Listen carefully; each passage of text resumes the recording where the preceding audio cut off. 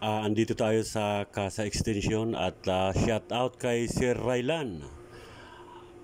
Sir Rylan, shout out po sa iyo, sir. At andito tayo sa Casa Isabel sa pagitan ng Extension. Magandang hapon sa inyo mga guys. Muli si Isarog na naman po ito. At nagabi na naman po tayo guys dito sa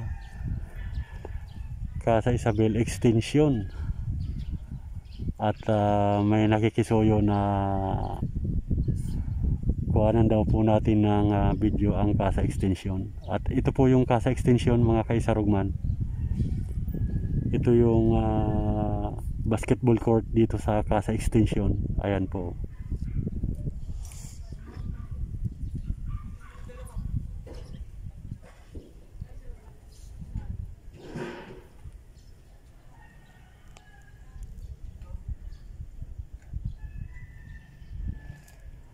Yan po ang Casa Extension mga kaisarog. Kaya lang wala pang ring yung board.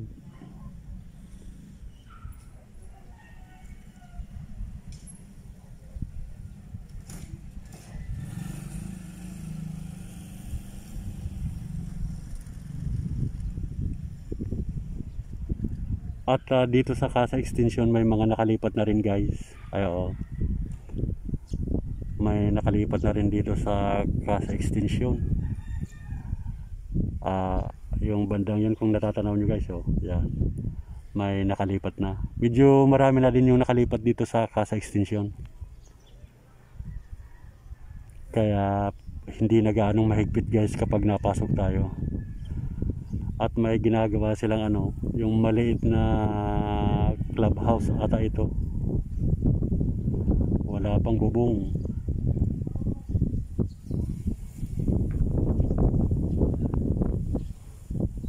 At napakaganda ng panahon dito mga kaisarugman sa Casa. Napakaaliwalas ng panahon at namumuti ang mga ulap at mahangin.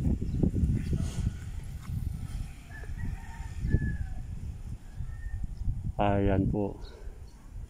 At shout out sa ating mga viewers dito sa Casa. Yung mga kaibigan natin na mga OFW na mga pinapanood ang ating upload na video dito sa Casa. Ayan.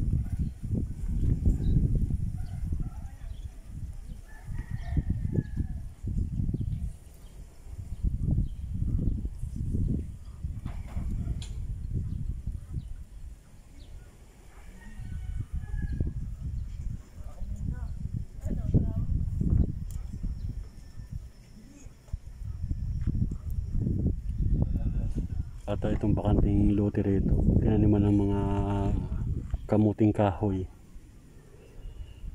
Ayan. At ito yung bakod po sa Casa Extension. Itong bakod na to, dati nung pumupunta tayo dito ay nakakatagos yung motor natin hanggang dun sa kabila. Ngayon hindi na tayo makaliban dito, gawa ito yung bakod.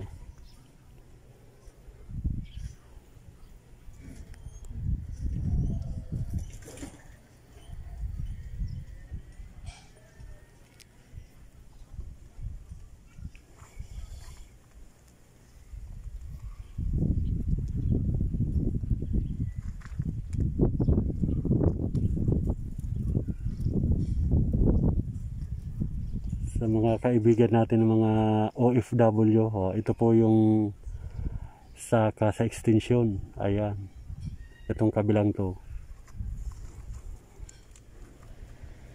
napakalawak din ng Casa Extension mula doon hanggang likod na yan pag ganun.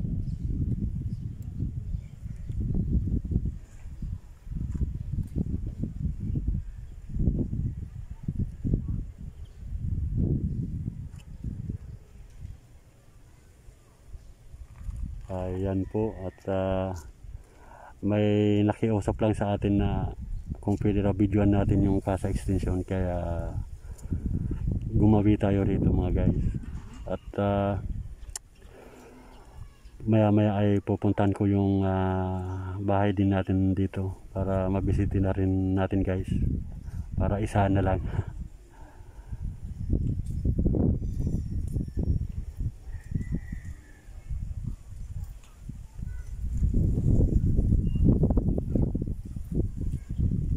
sa mga kaibigan natin na mga OFW dyan sa Jeddah, Bermuda, sa Paris, sa US, sa Qatar, ayan, sa Israel,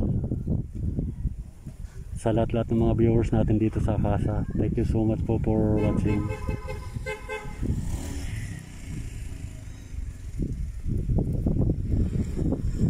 At ito po si Isa Rugman, ayan.